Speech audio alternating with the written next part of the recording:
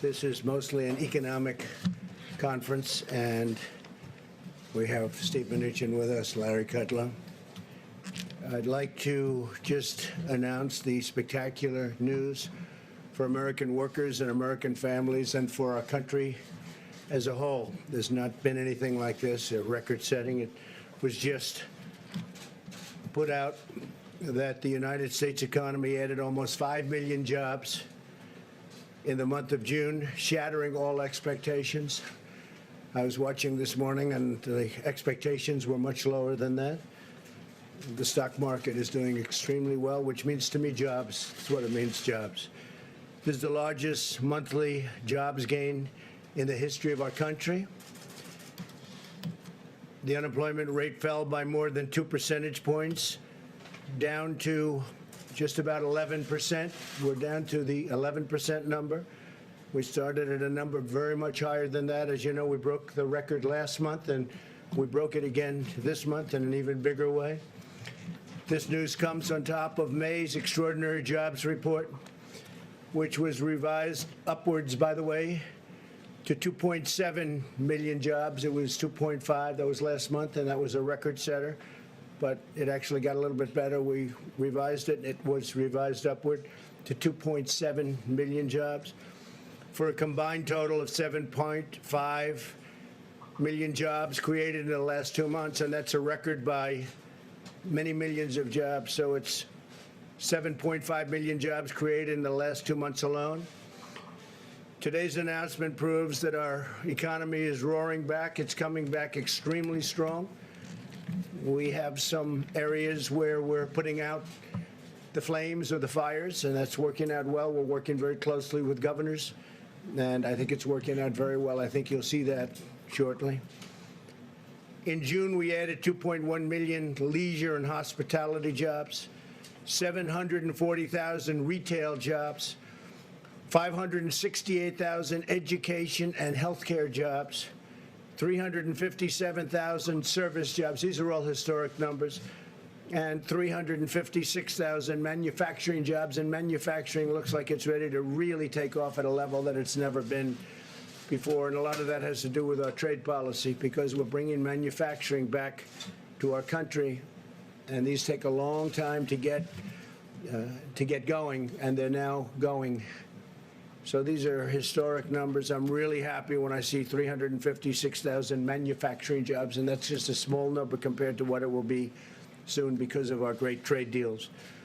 African-American workers, really happily for me, made historic gains with 404,000 jobs added last month alone, and that's a record. And the second largest jump will be last month, and what we have, if you add the 2 months together, it's 700,000 jobs for African-American workers added in the last 2 months, and that's a record by a lot. Likewise, Hispanic employment is up by 1.5 million jobs, a record by a lot. Hispanic employment up 1.5 million jobs. 3 million more women were employed in the month of June, a record. Never had a number like that. Workers with a high school education or less made the biggest strides of all. So people that have just a high school education or have less than a high school education. With unemployment, those without a high school diploma dropped a full 3.3 percentage points. That's the largest drop in recorded history. 80% of small businesses are now open, 80%. And we think we're going to have some very good numbers in the coming months because others are opening. And especially as we put the flame out, getting rid of the flame, it's happening.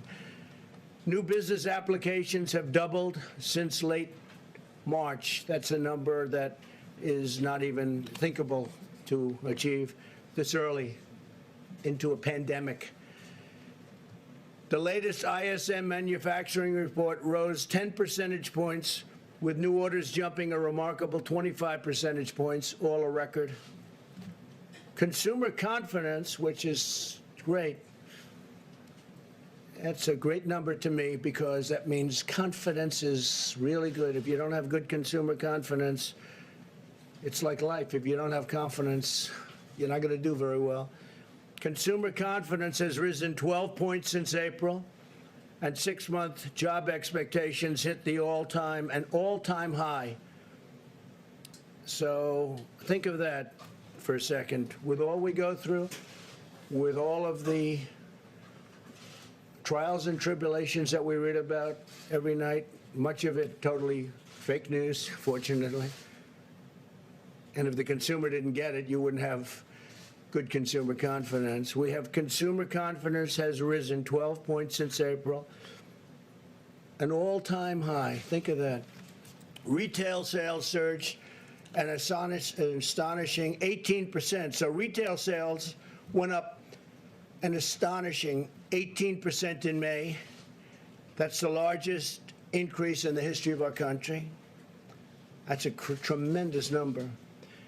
18%. The number of, and what it means to me is jobs. The number of unemployed Americans re-entering the labor force rose by 43%. And fewer workers are dropping out of the labor force than before. And the crisis is being handled. You know, if you look, we were talking this morning, something to think about. China was way early, and they're getting under control just now. And Europe was way early, and they're getting under control. We followed them with this terrible China virus, and we are likewise getting under control. Some areas that were very hard hit are now doing very well. Some were doing very well, and we thought they may be gone, and they flare up, and we're putting out the fires. But other places were long before us, and they're now, it's a life. It's got a life.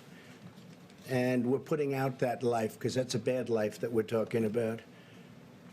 But all of this suggests that workers are confident about finding a new job. The stock market is soaring with the best gains in over 20 years.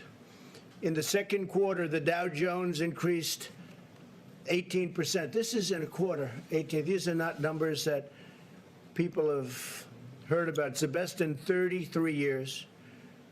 The S&P 500 increased by almost 20%, the best since 1998 for the quarter. And NASDAQ increased over 30%, the best since 1999. And we had a 50-month, if you look over a long period of time, a phenomenal number. But if you look since the election, we've gone up. The Dow went up close to 45%. The S&P 500 went up 47%. And NASDAQ Composite went up getting close to 100%.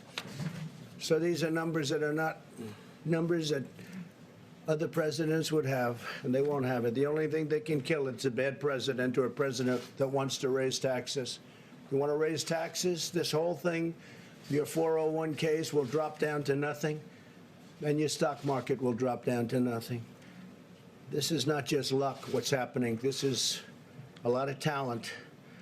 All of this incredible news is the result of historic actions my administration has taken working with our partners in Congress to rescue the U.S. economy from a horrible event that was formed, took place in China, and came here, and they could have stopped it. They could have stopped it. Nobody likes to write that, but they could have stopped it. They know it, and I know it.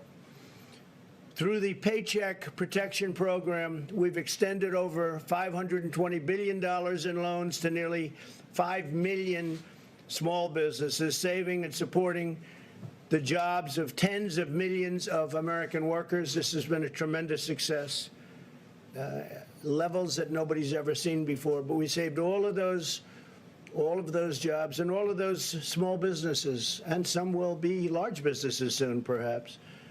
We also rushed urgently needed relief to millions and millions of hardworking taxpayers. They got that directly, and we're working on a phase 4. We're working with Congress that Work has started. Steve Mnuchin can give you a little briefing. Talking about payroll tax cuts. We're talking about more money being infused. And it comes back to us. It comes back. It's all coming back. It's coming back faster, bigger, and better than we ever thought possible. These are the numbers. These are not numbers made up by me. These are numbers.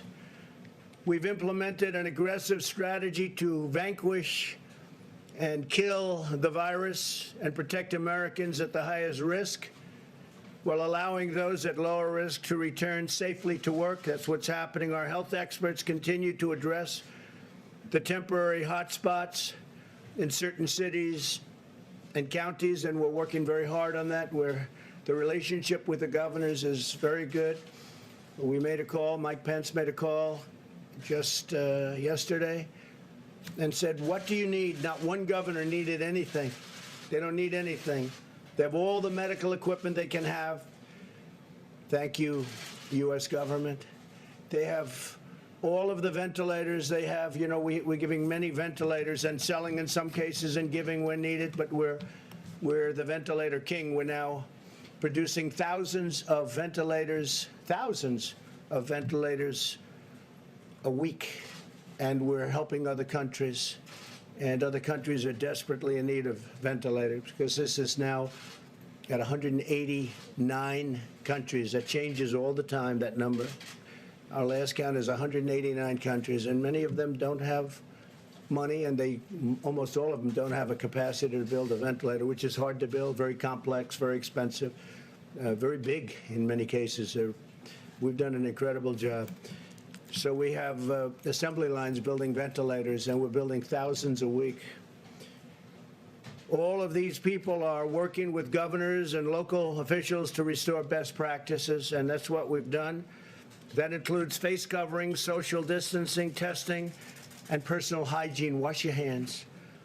State officials will decide how rapidly to open their economies. That's largely up to them. If we see something that's egregious, we've gotten involved with a couple of them where we thought it was unfair. We'd like to see churches opened quickly, and some of them just don't want to do that. In New York, we got a great ruling from a judge, thank you, Judge, that they can open.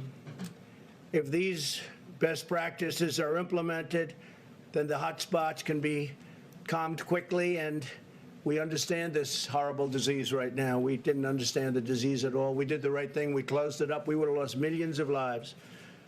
We've done a historic thing. We would have lost millions of lives. And now we're opening it up, and it's opening up far faster than anybody thought even possible, and more successfully. And as I said, you're going to have a fantastic third quarter. It'll be a third quarter the likes of which nobody has ever seen before, in my opinion. And the good thing is the numbers will be coming out just prior to the election, so people will be able to see those numbers. The fourth quarter, likewise, will be extremely good, and maybe most importantly, from the standpoint of our country itself, next year will be a historic year. Next year is going to be an incredible year for jobs, for companies, for growth. Things are happening like nobody would have thought possible. I do want to comment, Boeing, as you know, is moving along in their process. It's been a very hard process, a very complicated process, but they have made tremendous gains, and they're going for approvals on the aircraft, on the 737 MAX.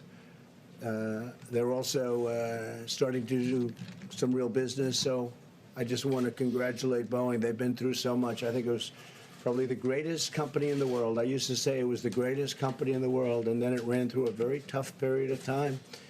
But I just want to say that Boeing has made tremendous progress in a short period of time.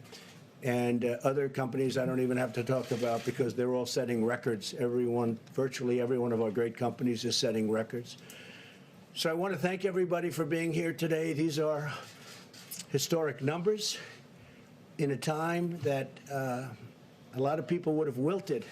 They would have wilted, but we didn't wilt, and our country didn't wilt, and I'm very honored to be your president. Thank you very much. Thank you.